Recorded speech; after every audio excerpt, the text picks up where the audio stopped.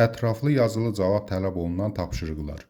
Birinci sualda deyilir, 10 qram alüminium üzərinə 16 qram kükürt əlavə edilərək qızdırıldıqda maddələrin biri tam sərf olunur, deməli digərindən müəyyən qədər artıq qalır.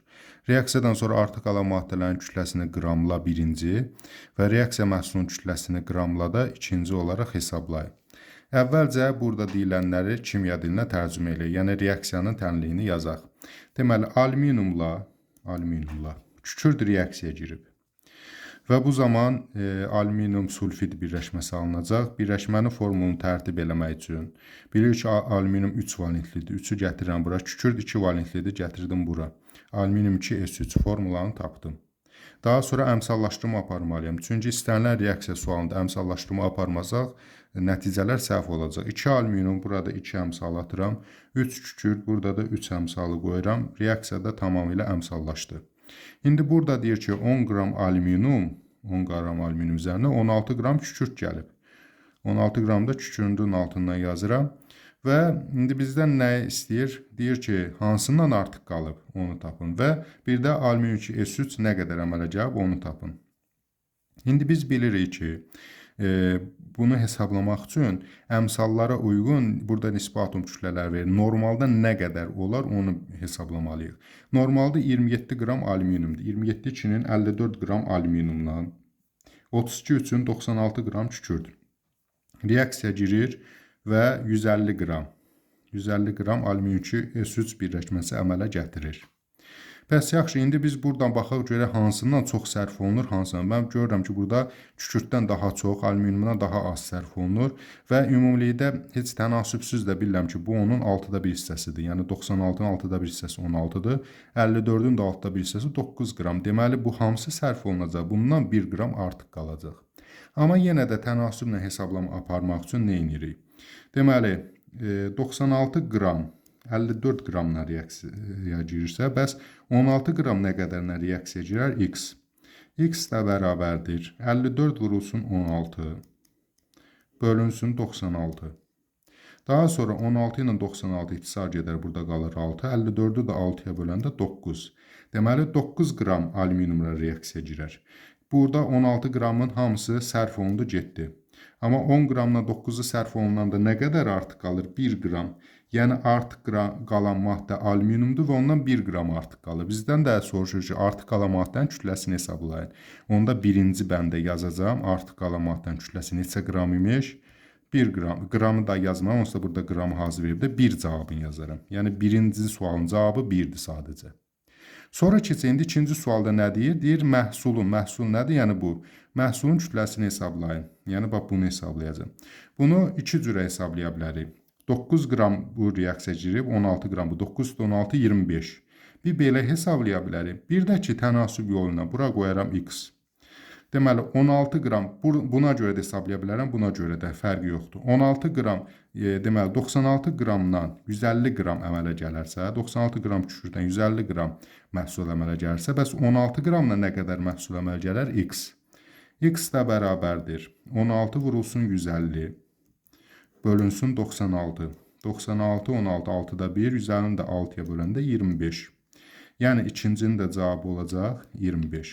Və yaxud da biz burada 9 qramdan götürə bilərik. 54-dən 150 əmələ gəlsə 9-dan nə qədər əmələ gəlir? X. Belə də tənasüb qura bilərdik. Və ya bayaq dediyim kimi 9 qram alüminiumdan 16 qram kükürdü toplayıb 25 qram əmələ gəldiyini tapa bilərdik. Hər üç üsuldan da istifadə etmək mümkündür. Deməli, indi doğru cavabları köçürdək. Birincinin cavabı 1, ikincinin cavabı isə 25 olacaq. Keçək ikinci suala. İkinci sualda deyilir, 3 valentli metaldır, onun oksidin molyar kütləsi X-dir, hidroksidin molyar kütləsi Y-dir. X-dan Y çıxanda 24 eləyib.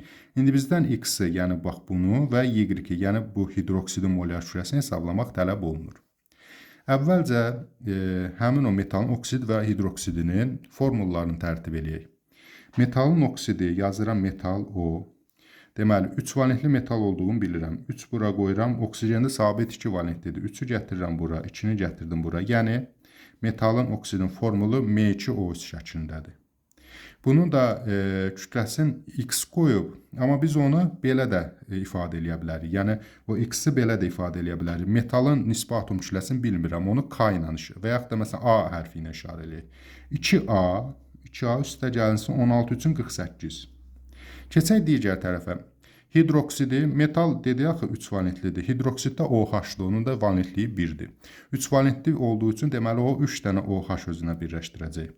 Onun da molyar kütləsi Y-dir. Biz bunu həm də belə tərtib eləyə bilərik. A ilə işarə eləmədik metalın nisbi atom kütləsini. Deməli burada A üstə gəl. OH neçədir? 16 üstə 1, 17. 17-nin 3-ə 51. A üstə gəl 51 şəklində ifadə eləyə bilərik. Yəni Y həm də belə, ikisi də bu şəkildə ifadə eləyə bilərik. Daha sonra bizə deyir ki, x-dan y çıxanda 24-ə bərabərdir. X hansı idi? Bax bu. Yəni 2a üstəcə 48-dən, bu x-dir.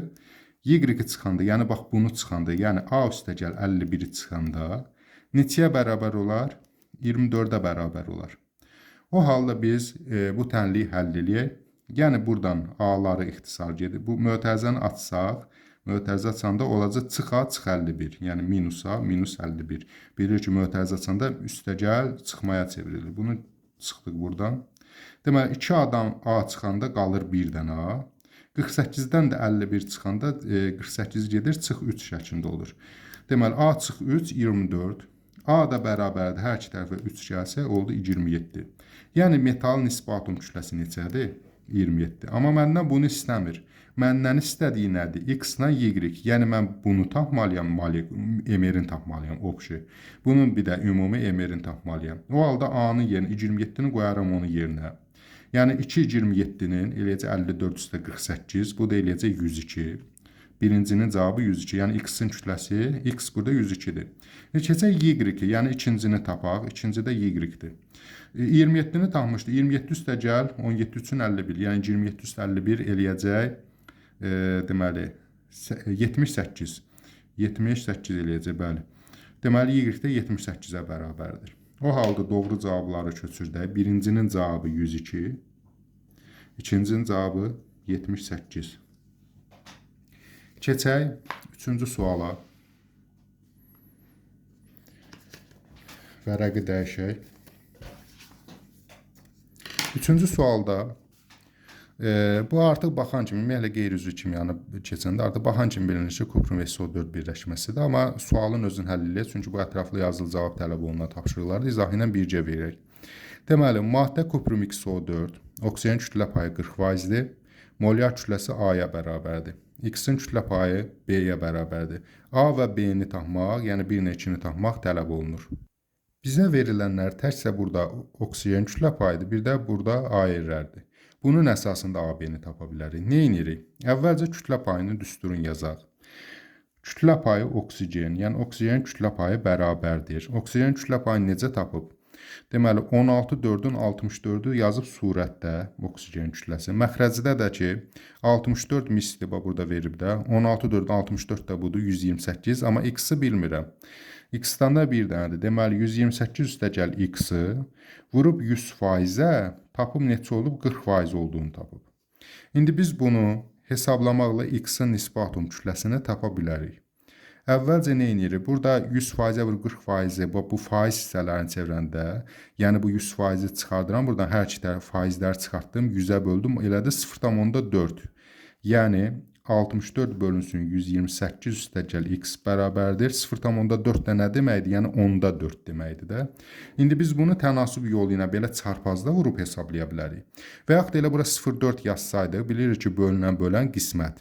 Yəni qismətlə bunu vurardı. 0,4 128 üstə gəl x-ə vurub 64-ə bərabər eləyərdi. Ondan da tapa bilərdi. Amma sadə yol belədir, çarpaz. 64 onun 640. Deməli 4-ü də vururuq bura. 4x üstə gəl, deməli 128, deməli 4, 125, 500, 512. 512-ni hər tərəfdən çıxar, 4x bərabərdir, deməli 120, deməli 128.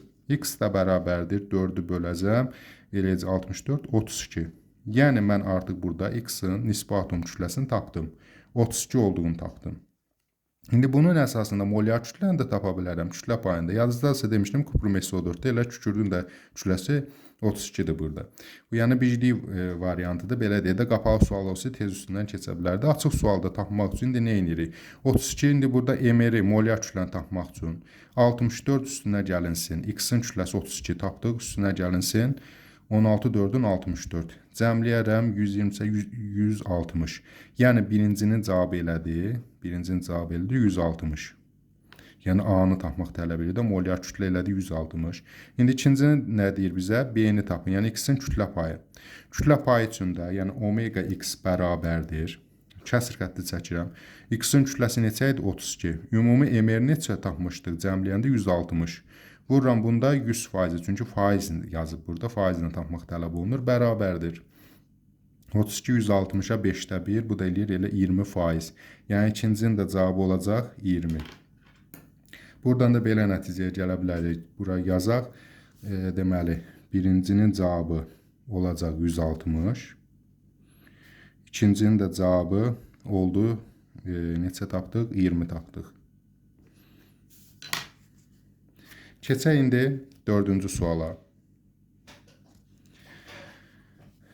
Deməli, 4-cü sual əslində çox asan sualdır. Bunu bura yazma səbəbi də, yəni çətin sual deyil də, sadəcə açıq sual olduğuna görə söz yazacağıq burada. Deməli, burada deyir ki, qarışıqlar etil spirti su, bitki yağı su ayrılma üsulunu tapmaq tələb olunur. Birinciyə elə yazacağıq. Birbaşa buradan yazaq, hesablama yoxdur onsuz da. Birinciyə yazacağıq. Bu eyni cinsli qarışıqdır, maye qarışıqdır. Belə qarışıqları distillə üsulu ilə ayırarlar. Yəni buraya yazıram distillə. Bax birincinin cavabı distillə. Daha sonra bitki yağı su isə müxtəlif cinsli maye qarışığıdır. Bunun üçün qurğu olaraq ayırıcı qıfdan istifadə edirlər. Ləvazimat olaraq ayırma üsulu da durultma üsuludur. Yazıram ikincinin də cavabı durultma.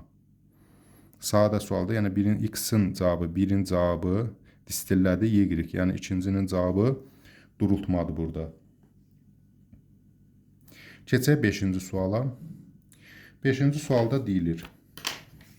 X-Y birləşməsində X-in Y-ə kütlə nisbəti 3-ün 4-dədir. Eyni kütlədə götürmüş X və Y-in reaksiyasından sonra bu maddələrindən birindən 5 qram artıq qalarsa aşağıdakıları hesablayın. Əvvəlcə birinci, yəni neçə qram XY alınar, neçə qram X reaksiyaya daxil olar. Bütün belə tip suallarda olduğu kimi yenə də əvvəlcə reaksiyanı yazaq. X üstə gəl, Y, reaksiya zamanı əmələ gəlib X-Y birləşməsi. Və burada görürəm ki, X-i burada yəni reaksiyada deməli 3A, çünki burada deyək axı X və Y-in reaksiyasından sonra. Burada X-ə 3A götürsəm, Y-ə də 4A, 3A ilə 4A ixtisar gedəndə, yəni nisbət kimi götürüb ixtisar gedəndə bunlarda A-nı gedib 3-ün 4-ə nisbəti alıb. Ona görə də mən şərti olaraq X-in üstünə yazıram 3A qədər götürdüm, Y-dən də 4A qədər götürdüm. Əmələ gəldi X, Y-də 7A qədər. Yaxşı, indi bizə deyir ki, bunlardan eyni kütlədə götürüb. Yəni ikisindən də məsələn 4A qədər götürüb. 4A bundan, 4A bundan götürüb. Və artıq qalan maddə var. Artıq qalan maddə təbii ki, hansı olacaq? 4A bu tam sərf olunacaq. Bundan isə 4A-dan 3A-sı sərf olacaq, 1A artıq qalacaq. Artıq qalan maddə yəni X-dir. Deyir ki, bu maddənin birindən 5 qram artıq qalarsa, yəni bu 1A 5-ə bərabərdir, 5 qrama bərabərdir. Onda hesablayaq neçə qram X, Y alınır birinci. Təbii ki, 1A 5-ə bərabərdirsə, 7A neçəyə bərabər olacaq? 7 5-in 35. Yəni 35 qram maddə alınır. Neçə qram X reaksiyaya daxil olub? Təbii ki, 1A 5-ə bərabərdirsə, 3A da 15-ə bərabər olacaq. Yəni 15 qram da reaksiyaya daxil olub. Çox üsullar var, amma ən asan üsul budur. Yəni X-a, Y-ə A ilə qiymət veririk. Burada indi ola bilər 15-in 20-yə və yaxud da ola bilər 12-nin 16-ya. A-nı mən bilmirəm, şərt olaraq yazmışam. 3A, 4A ikisini də eyni qədər götürürəm, çünki deyir eyni kütlədə götürülüb. Daha sonra 5 qram artıq qalan hansıdır? Bundan az istifadə olunur, bundan tam istifadə olunur da. Deməli 4A, ikisinə də 4A olsa bu hamısı istifadə olunacaq, bundan 1A artıq qalacaq. Artıq qalan da 5 qramdırsa, deməli A 1A 5-ə bərabərdir. Deməli 3A 15-ə, 7A isə 35-ə. Ən asan üsul budur. Cavabları burada köçürdək. Birincinin cavabı, yəni 5-ci sualda birincinin cavabı 35. İkincinin cavabı da eləyəcək 15. Keçək 6-cı suala. Vərəqi dəyişək. 6-cı sualda deyilir. M qram kükürt və 64 qram SO2-dən ibarət qarışığın yandırılmasından sonra qabda 320 qram SO2 olur. Reaksiya tənliyini yazın. İlkin qarışıqda kükürdün kütləsini qramla, reaksiya sərf olunan oksigen həcmini qramla tapın, yəni bu birinci. İkincisi də ki, 3 dənə şey tələb olunur. Birinci reaksiya tənliyini yazmaq, sonra kükürdün kütləsini tapmaq, daha sonra isə sərf olunan oksigen həcmi litrlə tapmaq. 1, 2, 3. İndi hər üçünü tapmaq üçün əvvəlcə baxıb görürük ki, reaksiya necədir? Onsuz da bizdən ilk reaksiyanın tələb olunur da birinci növbədə. Birinci növbədə bizdən reaksiya tələb olunur. SO2-dən təbii ki, SO2 əmələ gəlməz ki, bu SO2 ilə qalıb yerində. Deməli, reaksiya nə ilə gedib? Kükürdlə gedib SO2 əmələ gəlib. Reaksiyada belə olar. Kükürd, yəni yandırılması, yandırma oksigenlə birləşmə reaksiyasıdır. Deməli, kükürd oksigenlə birləşir, SO2 əmələ gətirir. Deməli, reaksiya budur. Bu sadədir də, yəni kükürdün yandırılmasından SO2 əmələ gəlib. SO2 də əvvəlki SO2 qalıb yerində. Sonra isə ikincisi, ilkin qarışıqda kükürdün kütləsini hesablayın. Baxıb görürük ki, 320 qram SO2 əmələ gəlib. 320 qram. Deməli, daha doğrusu əmələ gəlib yox. Qabda 320 qram SO2 reaksiyadan sonra 320 qram SO2 olub. Amma əvvəl 64 onsuz da var idi də. Deməli, 320-dən 64-ü çıxaram, 256. Deməli, 256 qram reaksiya nəticəsində əmələ gəlib. 64-də əvvəldən var imiş. Toplanıb o eləyib 320. Deməli, 256 reaksiyadan əmələ gəlib. 256 qramı. 256 qram üçün indi biz burada belə bir tənasüb təyin eləyək. Deməli, normalda 32 qram kükürt və burada verilib ayırır. 32 qram kükürtdə 32 üstə 16 üçün 32, 64 qram SO2 əmələ gəlir. Bəs yaxşı, 256 qram SO2 nə qədər kükürtdən əmələ gəlir? X də bərabərdir. 32 vur 256 bölü 64 eləyəcək 128. Elə bilirik ki, bunun yarısı qədər, yəni 128 qram eləyəcək.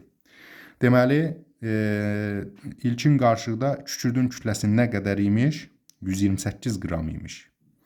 Burada da ikincini yazaq. Bu birinci reaksiyanın tənliyidir. İkincini də yazdıq. 128 qram kükürd var imiş. Yəni reaksiyadan bunu mən müəyyənləşdirdim ki, 256 qram SO2 əmələ gəlsə, o 128-dən əmələ gəlir. Həmin o 256 da əvvəlki 64-lə birləşib 320. Sonra reaksiya sərf olunan oksigenin həcmini hesablayın. İndi yenə bu reaksiyadan istifadə edirəm. Deməli, normalda 22,4 litr oksigenin həcmi. 22,4 litr oksigen reaksiya girəndə 64 qram əmələ gəlir. Bəs nə qədər reaksiya, məsələn, burada indi Y yazır, nə qədər oksigen reaksiya girəndə 256 əmələ gəlir? Normalda 22,4 litrdən 1 molu 22,4 litrdə 64 qram əmələ gəlir. Yəni bunun da emiri 64-dür. Y-dən də 256. Y də bərabərdir. 256 vur 22,4 bölünsün 64. İxtisarlar getdi 4. Bu da 89,6 eləyir. Yəni üçüncünün də cavabı 89,6 litr. Yəni 1 mol o girəndə 22,4 litr. 4 mol girib, yəni 89,6 litr girir ki, onun 4 qatı qədər, yəni 64-ü 4-ə 256 qədər alınıb. Belə bir sadə sualdır. Sadəcə 3 mərhələdən ibarətdir. Deməli, birincini əvvəlcə reaksiyanı yazıram. Buraya yazıram 1. Kükürt üstə oksigen əmələ gəlib SO2. Sonra 2 yazıram burada. İkincinin cavabı, yəni kükürdün kütləsi nə qədər tapdıq? 128. Sonra üçüncü olaraq da oksigenin də həcmi 89,6. Təbii ki, o artıq litrlər falan yazmır. Burada onsuz da verib də litrlə sözün. Deməli, birinci oldu reaksiya bu. İkincisi 128, üçüncüsü 89,6. Keçək 7-ci suala. 7-ci sual şəkillə göstərilib. Şəkili izah eləməmişdən qabaq əvvəlcə şərti oxuyaq. Deyir ki, kivalentli metan xlor türküsülə reaksiyasının tənliyini yazın və əmsallaşdırın. Bu birinci növbədə. İkincisi, metalın nisbi atom kütləsini hesablayın. Gör ki, ştativ qoyulub. Xlor türküsü var. Xlor türküsünün üstünə metal töküb. Nəticədə metalına xlor türküsü reaksiya girir. Metalın kütləsi də 32 qram imiş. Təbii ki, reaksiya girəndə nə olacaq? Metalın xloridi alınacaq. Çünki xlorid turşusundan hidrogeni sıxışdırıb çıxardacaq da bu metal. H2 qazı əmələ gələcək.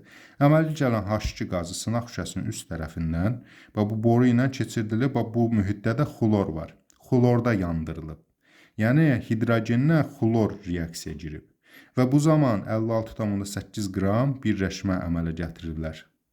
İndi biz bu verilənlər əslində sadəcə bunu şəklinə verib, o şəkli sanki biz kimya dilinə çeviririk gördüklərimizi. Bu şəkil əsasında həmin o reaksiyanı, yəni metalla xlor turşusu arasına gedən reaksiyanı yazacağıq. Daha sonra isə metalın nisbi atom kütləsini tapacağıq. İndi nə edirik?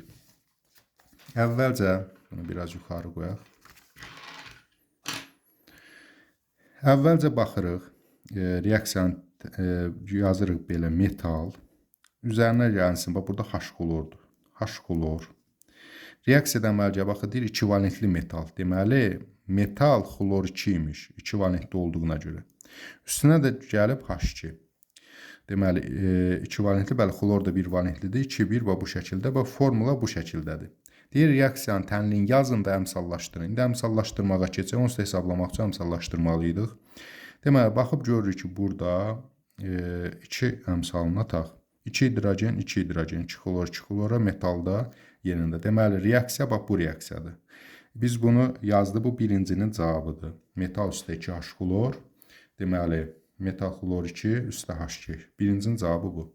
İkincisi, metalın nisbi atom kütləsini tapmaq tələb olunur. Metalın nisbi atom kütləsini tapmaq üçün də mənə verilənlər bunlardır. Bunların əsasında tapmalıyam.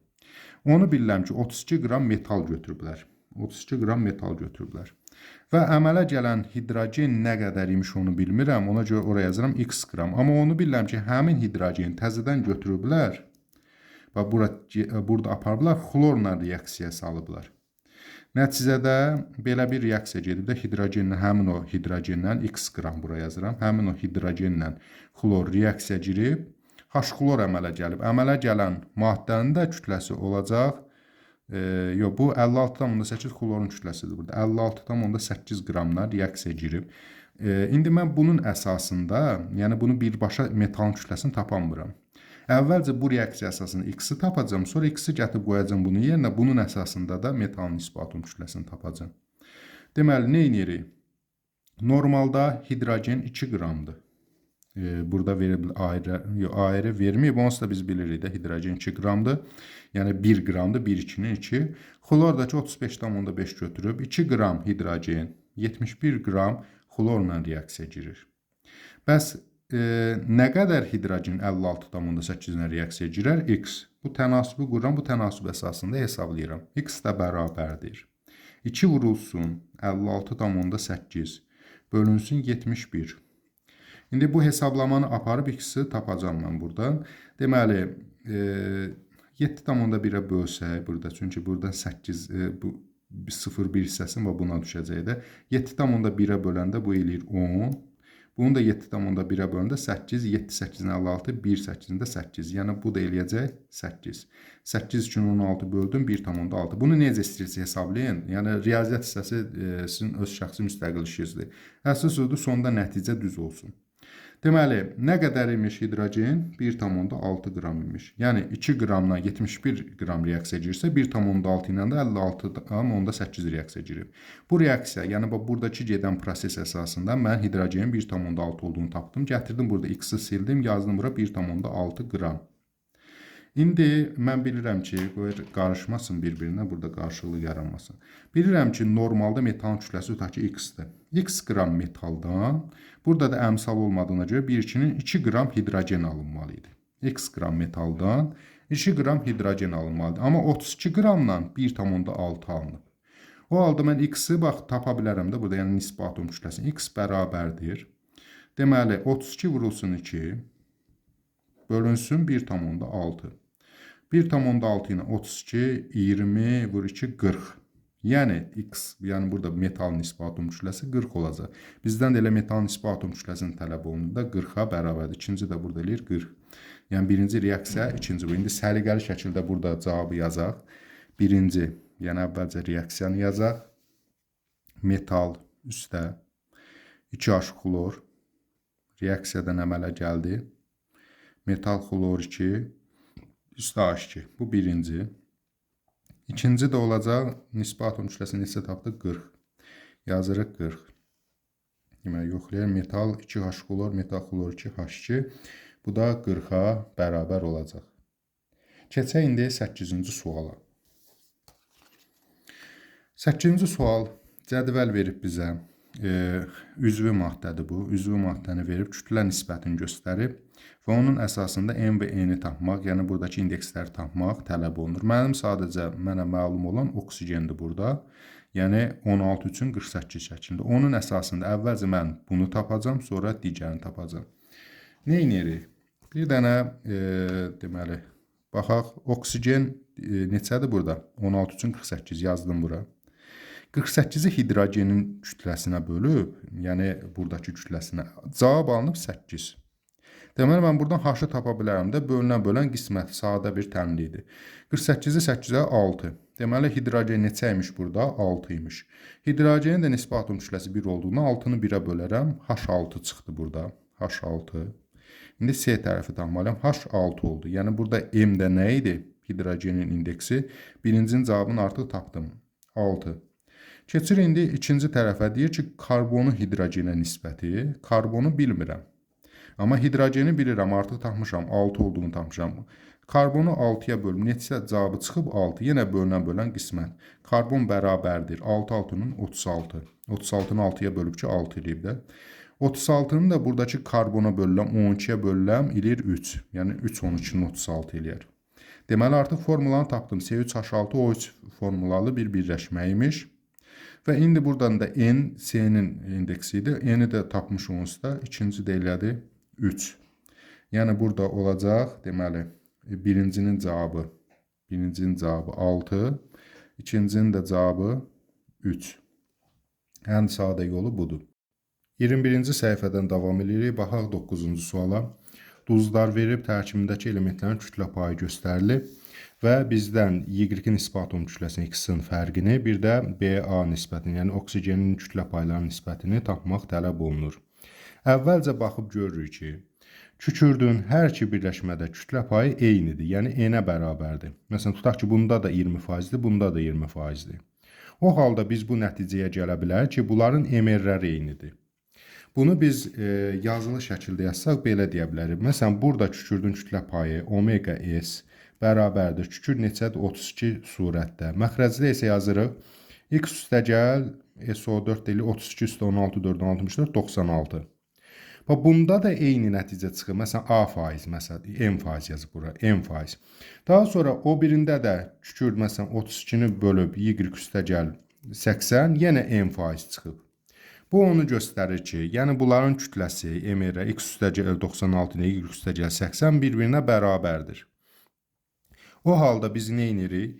X üstəgəl 96, Y üstəgəl 80-ə bərabərdirsə, yəni bunların MR-ləri bir-birinə bərabərdirsə, o halda hər iki tərəfdən 80-i çıxaram, X üstəgəl 16 bərabər Y. Yəni Y-in nisbi atom kütləsi X-in nisbi atom kütləsindən 16 qram çoxdur. 16 AKV çoxdur. Bu nəticəyə gələ bilərik. Ondan sonra da burada asanlıqla birincini tapa bilərik. Birincidə bizdən nəyi soruşurdu? Deyirdi Y-in nisbi atom kütləsində X-i çıx. Yəni Y-də bilirəm ki, Y-dən X-i çıx deyirdi. Y-də bilirəm ki, X üstəgəl 16-dır. Yəni X üstəgəl 16-dan X-i çıx. X-lar getdi, 16 qaldı. Yəni birincinin cavabı elədi 16. Bunu nəyin sayəsində tapa bildim? MR-lərin bir-birinə bərabər olması sayəsində. Amma bu qapalı sual olsaydı, birbaşa bunun qaydası belə deyək də, asan üsulu budur ki, mən görürəm ki, bunların ikisində də kükürdün kütlə payı eyni olduğuna görə deməli MR-ləri bərabərdir. Burada kükürdlər eyni qədərdir. Oksigen isə burada 3-dür, burada 4. Yəni 16 qram çoxdur. Bunlar eyni olması üçün gərək X, Y-dən 16 qram az ola ki, bərabər olsun bir-birinə. Yəni belə də qapalı sual olsaydı belə bir yolla da tapa bilərdik. Açıq sualda sadəcə yazılı cavab tələb olduğuna görə bu şəkildə bunları bir-birinə bərabərləşdirərəm. Yəni bu buna bərabərdir. Uyğun ixtisarlar apararam və cavabın 16 olduğunu taparam. Bu birinci hissə. İndi keçək ikinci hissəyə. İkinci hissədə nə tələb olunur? Deyir ki, oksigenin kütlə payını, bax bundakı kütlə payını buna bölməliyəm. Biz də bunu indi qısaca desək, Görürəm ki, burada 60, onsuz da emerləri bir-birinə bərabərdir. Elə onda mən B-ni A-ya bölmək üçün 48-i 64-ə bölərəm 0,75. Qapalı olsaydı belə tez tapa bilərdim. Amma indi ətraflı yazılı cavabını yazmaq üçün belə eləyirik. B-də kütlə payı neçəyə bərabərdir? 48 bölünsün. Yəni oksigen 16 üçün 48-dir. Məxrəcdə də yazmalıyam. Y üstəgəl 32 üstə 48 80. Bunu indi bölməliyəm nəyə? A-ya. A-da bəs neçədir? 64 surətdə. Oksigen 16, 64. Aşağıda da X üstəgəl 96. İndi nə edirik? Burada bilirəm ki, emerlər bir-birinə bərabərdir də. Bunları mən həmçinin emerlə də əvəz eləyə bilərəm. Bir-birinə bərabər olduğunu bilirəm. Ona görə bunlar getdi. 48-in 64-ə nisbəti şəklində yazaram. Onlar 0,75. Yəni cavab elədir 0,75-ə bərabər oldu. Deməli, birincinin cavabı 16, ikincinin cavabı 0,75. Buradan da qeyd eləyək. Deməli, birincinin cavabı 16, ikincinin cavabı 0,75. Keçək ikinci suala. İkinci sualda reaksiya tənliyi verib, daxil olan maddənin kütləsi, sonra reaksiyada alınan sink oksidin kütləsi fərqi, burada da SO2-nin həcmini göstərir. Bizdən X və Y-i tapmaq tələb olunur. Hər bir reaksiya sualı kimi. Bunda da biz əvvəlcə nə etməliyik? Reaksiyanı tərtib eləməliyik. Reaksiyonuz da burada hazır var, sadəcə üstlərinə qoyacaq. Deməli, sink sulfid üzərinə gəlsin oksigen, əmələ gəlib sink oksid və SO2. İndi burada deyir ki, sink sulfidin kütləsi X qramdır. Reaksiyada alınan sink oksidin kütləsi X çıxılsın 6, daha doğrusu sink oksid buraya yazıram. X çıxılsın 6,4 qramdır. Həcmi isə burada da Y litrdir. Burada yazım, L-nı da yazım ki, çaşbaş düşməyək. Daha sonra isə biz nə edirik? Normalda nə qədər reaksiya girir, ona baxmalıyıq. Burada onsuz da hər birini ayrı verib. Sink sulfidin kütləsi 65 üstə 32, 97. Bunu da 2 mola vuraram, çünki əmsal 2-dir. 97 2-ni də eləyəcək 100, deməli 94. 194 qramla. Normalda 32, 16 üçün 32, 96 reaksiya girir. Deməli, sonra əmələ gələn sink oksiddə, deməli, burada 65 üstə 16, 81 vurulsun 2, o da eləyəcək, deməli, 162 qram. Və SO2-nin də kütləsi, bunları indi hər birini şərti yazıram, onsuz asanlıqda hesablamaq. Burada əslində SO2-nin kütləsi tələb olunmur, heç onu yazmayaq. Çünki həcmi istəyir bizdən, qoy çaşdırmayaq onu. Deməli, biz görürük ki, burada bizə bir dənə məlum olan, bu X-çıx 6,4 fərqidir. Yəni, o deməkdir ki, bu sink oksidin kütləsi, sink sulfidin kütləsindən 6,4 qram azdır. Bəs normalda sink oksidin kütləsi, sink sulfidin kütləsindən nə qədər az olur? 194-dən 162-ni çıxaram, 32. 32 qram az olur normalda. İndi mən bunun əsasında hesablamanı apara bilərik. Yəni normalda 32 qram az olur, amma indi 6,4 qram azdır. Bu hissəni silək. Normalda 32 qram az olur, amma indi 6,4 qram azdır. Bunun əsasında tənasibi quraq, bax bununla bunun, bununla da bunun. Tənasibini quraq, X-i tapaq. Deməli, 194 qram sink sulfid girəndə 32 qram azalma olursa, bəs X qramda nə qədər? 6,4 qram azalma olub. Onda X bərabərdir 194 vurulsun 6,4 bölünsün 32. 32 ilə 6,4 5-in 1-ə nisbətində deməli ixtisar apararıq. 194-ü də 5-ə böləndə deməli 38,8. Yəni X burada oldu 38,8 qram. Bizdən də əvvəlcə nəyə soruşdu? Dedi, X-i və Y-i tapın. Deməli, X neçəyə bərabər oldu? Yəni, sink sulfidin kütləsi 38,8. Bunu birinciyə yazaq. Birinciyə yazırıq. 38,8. Birincini tapdıq. İndi Y-i hesablamaq tələb olunur. Yəni, SO2-nin həcmin. 194 qramda, indi bunların hamısını silək və qırmızı ilə yazım ki, daha rahat qavrayaq. 194 qram reaksiya girəndə 2 vurulsun, normalda da 1 mol 22,4-də, 2 22,4-də 44,8 litr əmələ gəlir SO2. Bəs yaxşı, 38,8 qram girəndə nə qədər əmələ gələr? Y qədər. Y-i də tapmaq üçün Y bərabərdir 38,8 vurulsun 44,8, bölünsün 194. Biz bayaq hesablayanda bildik ki, bunun 5də 1 hissəsi qədərdir. 5. 44,8-i də 5-ə böləndə eləyəcək 8,96. Yəni, ikincinin də cavabı eləyəcək 8,96. İndi biz bunları bura köçürdək. Birincinin cavabı elədi. Birincinin cavabı elədi. Nə qədər? 38,8 qram. İkincinin də cavabı elədi. 8,96 da litr yazmır. Onsuz da burada litr verilib. Keçək indi 11-ci suala. Vərəqi dəyişək.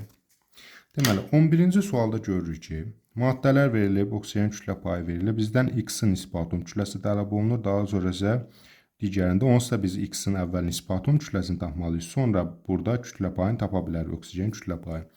X-in nisbi atom kütləsini tapmaq üçün nə edirik? Deməli, omega oksigen, yəni oksigen kütlə payı XO2-də. Deməli, məxrəc kəsr xətti çəkirik. Məxrəcdə x üstə gəl 32, yəni 16 2-nin 32. Yəni bunu emeri x üstə gəl 32-dir. Yuxarıda isə 16 2-nin 32. Bundan da cavab nə çıxıb? 50% çıxıb. Yəni bunu 100%-ə vurublar. 50% cavabı çıxıb. İndi mən buradan faizləri silim. Hər iki tərəfi də 100-ə böləndə, yəni bu 100-lər də silinsin, oldu 0,5. Doğru cavabı tapmaq üçün gərək bu faizləri falan buradan aparaq ki, düzgün cavabı daha rahat tapa bilək. Yaxşı, indi bunu belə də eləyə bilərik. Bölən qismət. Yəni burada artıq vuraram. Yəni tutaq ki, bunu bölən qismət, məsələn üçün 10-u 5-ə bölürəm, 2-ni 5-ə, yəni bununla bunu vuraram, bunu tapa bilərəm. Belə də eləmək olar. Amma tənasüb qaydası daha rahat olur. Yəni bir var bunu buna vurarsan, sonra ona cəmləsin, biraz uzun prosesdə. Ondan sonra 0,5-i 10-da 5 şəklində yazaram. Belə çarpaz vuraram. 32 onun 320 bərabərdir. 5x üstə gəl 160. Hər iki tərəfdən 160 çıxanda olacaq 160 bərabər 5x, x də bərabərdir 32. Yəni biz x-in nisbi atom kütləsini tapdıq. Bu birinci, daha doğrusu AB yazıb bura birinci yox. B bərabərdir 32. İndi A bərabərdir neçə, onu tapaq. Yəni A da nədir? Buradakı oksigen kütlə payı. İndi x-i tapdığıma görə omega oksigen bərabərdir. XO3 neçə olacaq? 32 üstə 48. Yuxarıda da 48. Bunu da indi faizlə hesablamaq tələb olunur. Vururam 100%-ə bərabərdir. 48 bölündə 80-ə. İxtisarlar getdi. Burada da 80 yazır. İxtisarlar gedəndə elədi 10-da 6. Rahat belə olar. 100%-ə də vurandı. Eləyəcək 60%. Yəni A da bərabərdir 60-a. O halda cavabları da köçürdək bura. A bərabərdir 60. B bərabərdir, deməli, 32. Keçək növbəti suala. Növbəti sual 12-ci sualda cədvəldə verib nisbi molekul kütləsi bəlli olur ki, eynidir. Kütlə paylarından birini verir. Bizdən X-in nisbi atom kütləsini tapmaq və A-nı hesablamaq tələb olunur. Bunun üçün nə edirik? Əvvəlcə, deməli, bizə bəlli olan burada, deməli, oksigen kütlə payıdır. Omega oksigen bərabərdir. Neyini burada? 16 üçün 48 surətdə. Məxrəcdə də 2x üstə gəl 48. Bunu vurub 100%-ə bərabər olub 30%. Bunun əsasında mən x-in nisbi atom kütləsini tapa bilərəm. Faizləri silirəm. Elə 100-ə də böləndə qoy bunlar da geçsin. Oldu 0,3. Yəni faizlə kütlə payını çevirdim, elədim hissə ilə, ədədlə kütlə payı şəklində elədim. Burada yenə bölən qismətdir. Qisməti bölənə vuraram, bölünəni taparam. Belə də eləyə bilərsiniz. Yəni 0,3-ü bura vuraram, 48-ə bərabər eləyərəm. Bu cür də tapa bilərsiniz. Yəni riyaziyyat hissəsi tam sizin öz ixtiyarınızdadır. Əsas odur, cavabı düz tapasınız. Sadəcə mən qaydasını da göstərirəm, amma əsas rahat üsul odur ki, tənasüb üsulu 0,3-ü 10-3-ə çevirərəm, yəni kəsir şəklində. Sonra belə çarpaz vuraram. 48 onun 480 bərabərdir. 3 2-nin 6x, 3 də 48-in elədi, deməli 120 isə 144. 6x də bərabərdir. Hər iki tərəfdən 144 çıxsam eləyəcək, deməli 140 çıxanda 336. X də bərabərdir. 6-ya bölərəm, eləyəcək 56.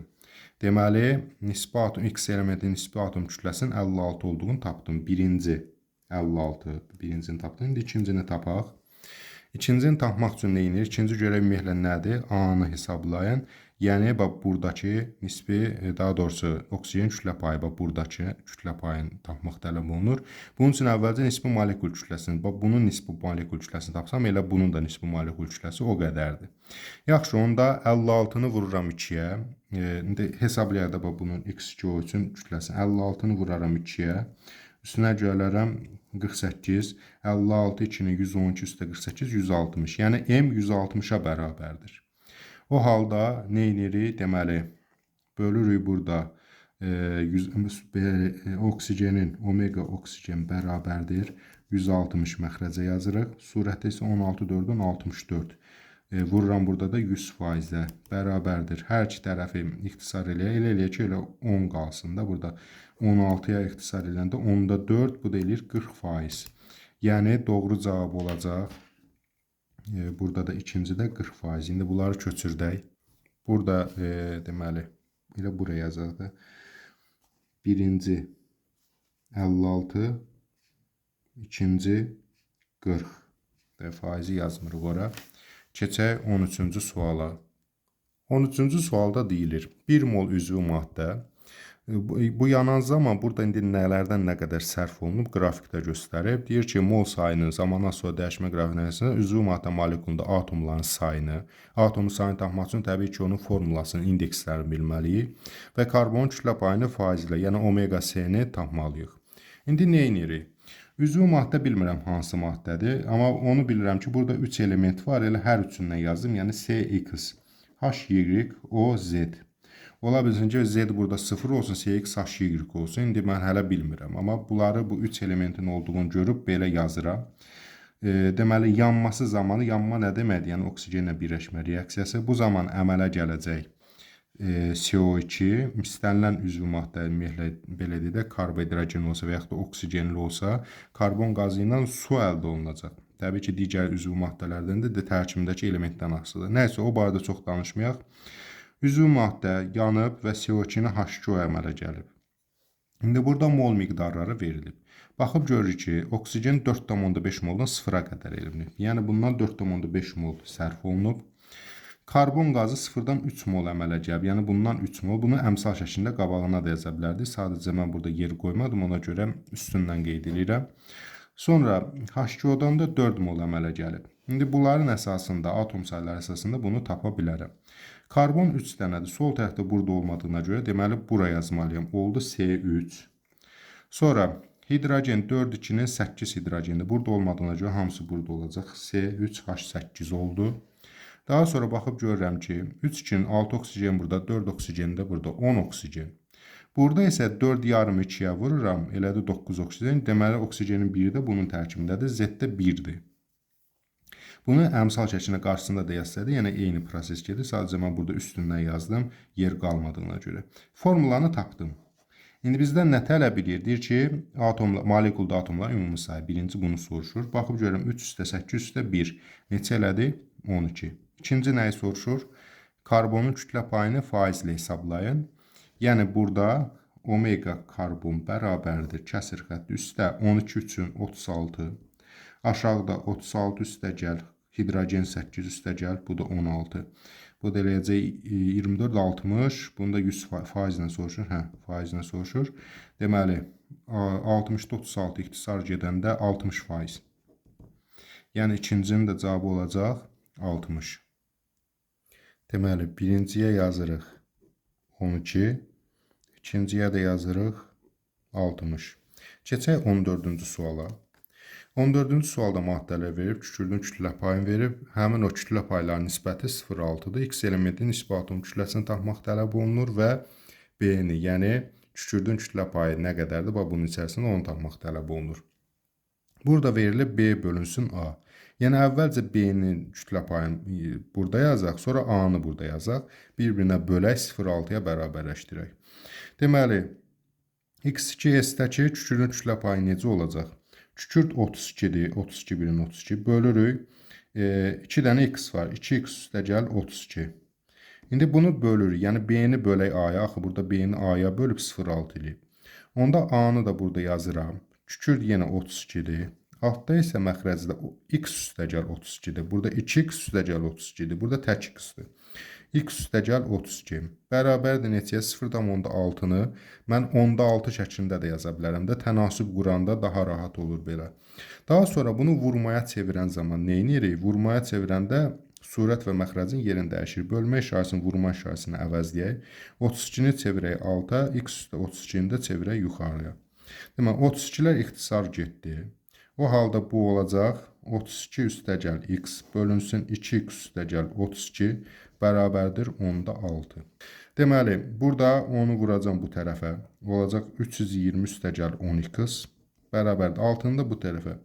12x üstəgəl 6 üçün 18, 192. Hər tərəfdən 10x çıxsaq, burada qaldı 2x.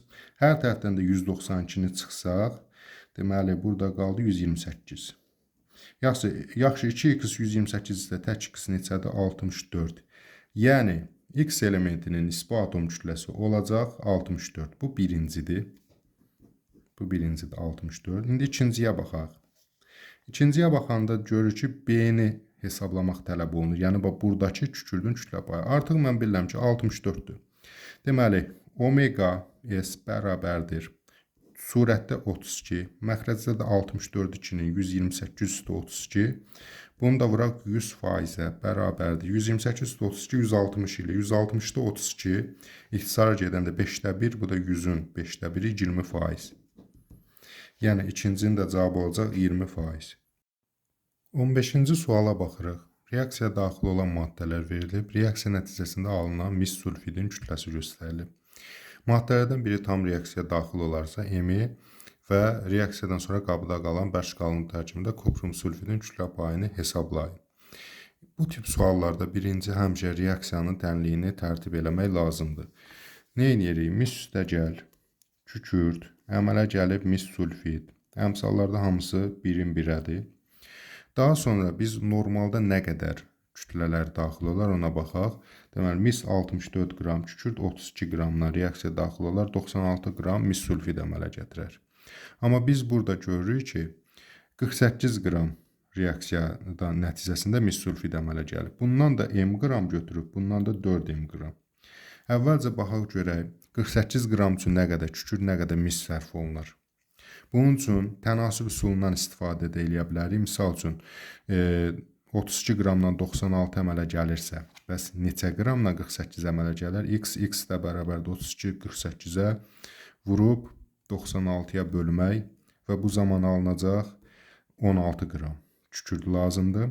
Və eyni qaydada 64 qramla 96 qram əmələ gəlirsə, bəs neçə qramdan 48 qram əmələ gələr misdən? Onda x bərabərdir 64-ü vururuq 48-ə bölürük 96-ya. İxtisarları apararıq, deməli, olacaq 32. Və yaxud da, indi bu ətraflı yazılı cavab olduğu üçün həllərindən bircə deyirəm, amma normalda 96-nın 2də 1-i qədər də 48, yarısı qədərdir. 32-nin də yarısı 16, 64-ün də yarısı 32. Bu, belə deyil, bu variantı da ona görə deyirəm ki, sürətdə hesablaya biləsiniz də hər bir şeydə bir-bir oturub tənasüb qurmayın. Elə gördünüz ki, yarısı qədər də tez-tez yazın, vaxta qənaət edin. Nəysə. İndi bizdə deyir ki, biri tam reaksiya daxil olub, onda M-i müəyyən edir. M neçədir? Biz burada görürük ki, 32 ilə 16 reaksiyaya daxil olub, 48 əmələ gəlib. Yəni, 2-nin 1-ə nisbətinə daxil olub. Yəni, belə dedik, 2-nin 1M nisbəti ilə belə götürsək. Çünki biz burada 4M-i, məsəl üçün, 4M-i 32-yə bərabərləşdirsək, onda M 8-ə bərabər olar. Axı, bizə 8 yox, 16 qram lazımdır. Deməli, bu tərəfi bərabərləşdirə bilmərəm. M 16-ya bərabərdir ki, 4M-də 4 16-nın 64 olsun, 32 sərf olsun, qalanı qalsın. Deməli, M neçəyə bərabər imiş? M 16-ya bərabər imiş. Bu birinci sualın cavabı. İndi ikinci sualda bizdən nə soruşur? Deyir ki, bərk qalın tərkibində mis sulfidin kütlə payını tapın. Bərk qalın tərkibində nə var? Bir bu var, 48 qram. Bir də bu 16 qramın hamısı sərf olundu. Çünki M 16-ya bərabər idi. M-i poza bura 16. 16-dan 16 0. Bu tam sərf olundu. 4M-də 4 16-nın 64-dür. Bunun 32-si sərf olunub, 32-si qalıb. Düzdür? Deməli, artıq qalan maddə də budur, 32 qram.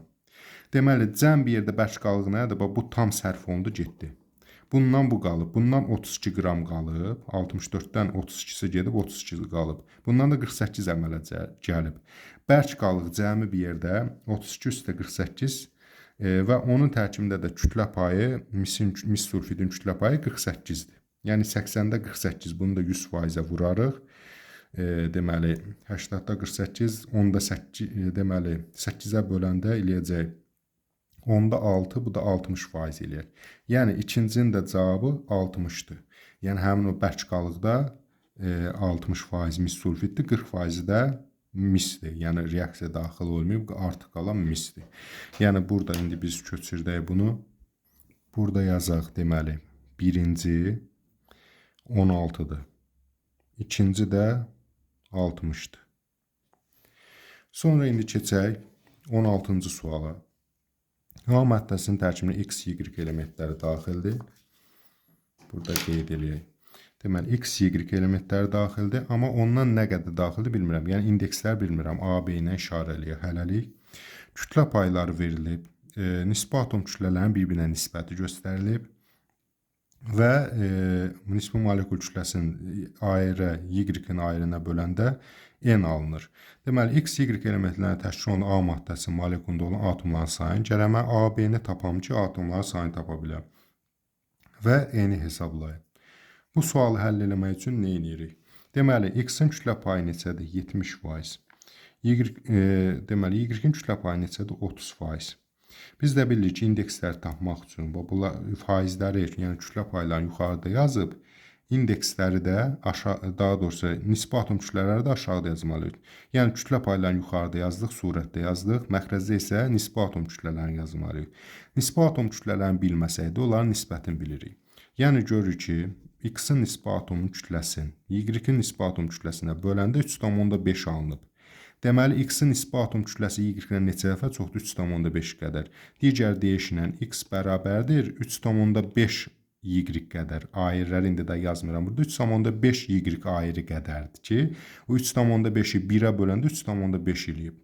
Yaxşı, onda X-in nisbi atom kütləsinin şərti olaraq 3,5 götürsək, sanki ixtisar eləmişik də burada 3,5, Y-də də 1. İndi bunu biz tapmaqla, yəni hesablamaqla AB-ni tapacağıq. Yaxşı, 70 ilə 3,5 ixtisar gedəndə oldu 20, 30-u da 1-ə 30. 20 ilə 30 da sıfırları sililəndə 2-nin 3-ə nisbəti. Yəni, A-nı yerinə qoyduq 2-ni, B-ni yerinə qoyduq 3-ü. Bizdən də soruşduğu nə idi? Birinci növbədə soruşduğu o idi ki, deməli, A maddəsi molekulunda atomların sayını hesablayın. Yəni, 2 üstəgəl 3 bərabərdir 5. Bu birincinin cavabı. İkinci nəyə soruşur?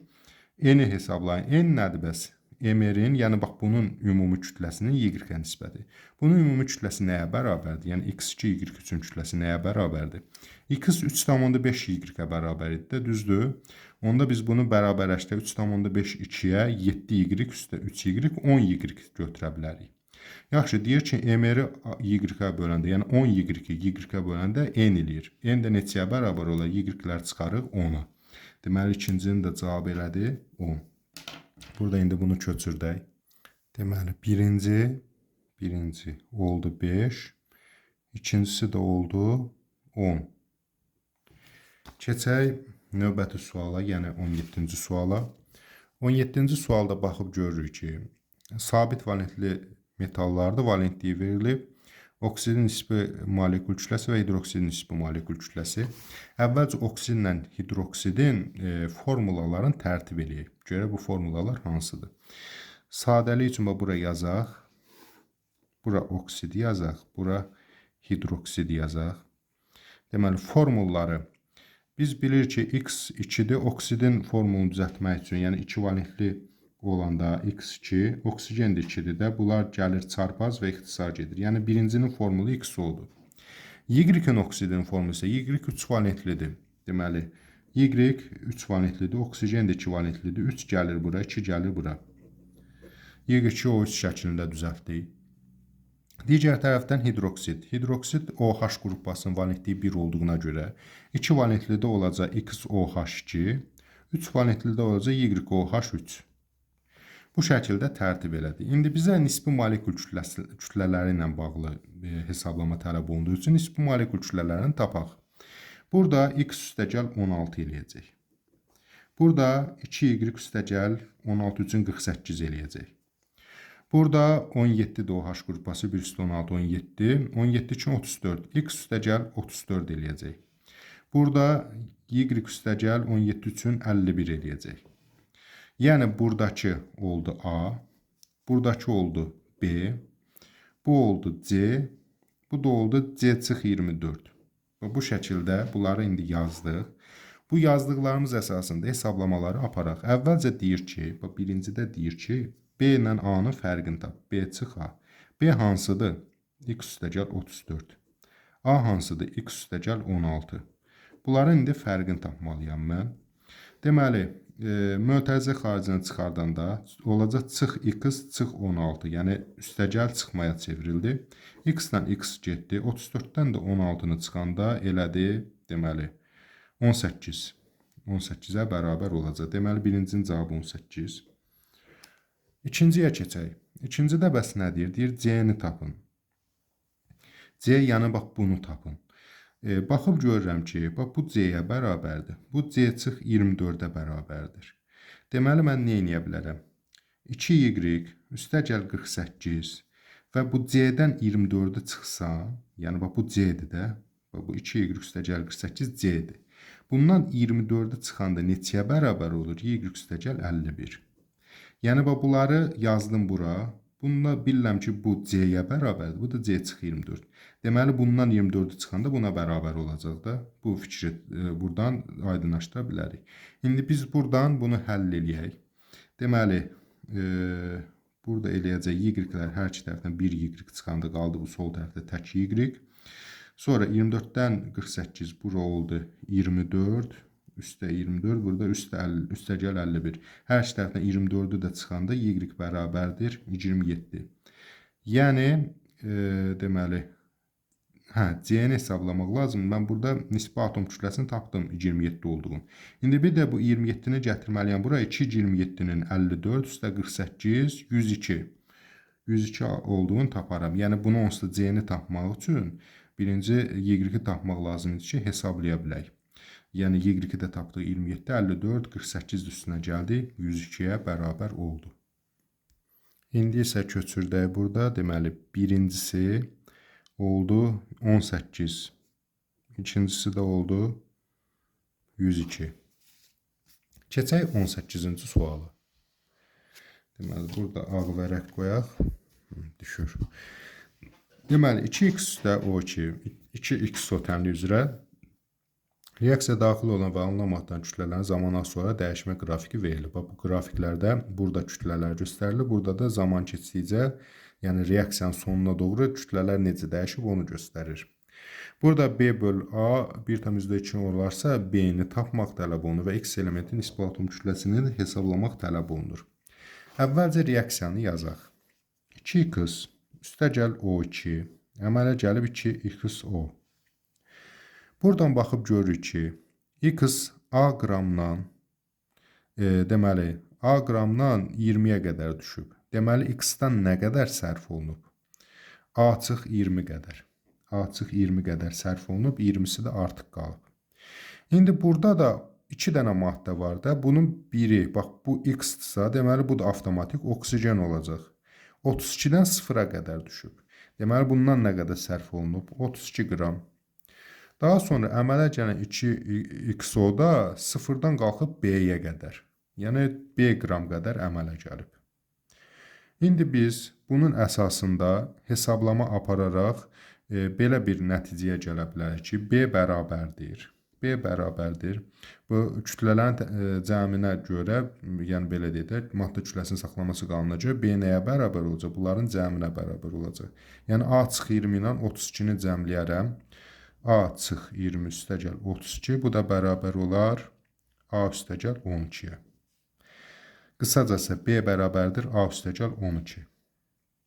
Sonra isə ardıcan görürəm ki, burada deyir ki, B həm də B-ni A-ya böləndə 1,12-yə bərabərdir. İndi bizdən əvvəlcə B-ni tapmaq tələb olunur, yəni birincisi B-ni tapmalıyam. B-ni tapmaq üçün bu ikisindən istifadə edirəm. B nəyə bərabərdir? A üstəgəl 12-yə. Həm də B-ni A-ya bölündə 1/12 eləyir. O halda bunun əsasında belə eləyə bilərik. B bərabərdir 1/12A. Yəni 1/12A-nı A-ya bölüb 1/12 çıxır da belə deyək. Yəni B bərabərdir bölünən qismət deyil. Qismətlə böləni vurdum. Yəni 1/12-ni A-ya vurdum. Bölünəni tapdım. Və buradan da onu bilirəm ki, B bərabərdir A üstəgəl 12-yə. Yəni A üstəgəl 12 bərabərdir 1/12A-ya. Hər iki tərəfdən 1A-nı çıxsam, buradan A silinəcək. Buradan da olacaq 0/12A. 0/12A 12-yə bərabərdirsə, bəs tək A neçəyə bərabərdir? O da eləyəcək 100 hesablama nəticəsində 100-ə bərabər olduğunu tapmış olacaq. Deməli, A-nın qiyməti neçədir? 100-dür. Bəs yaxşı, B-nin qiyməti necə olacaq?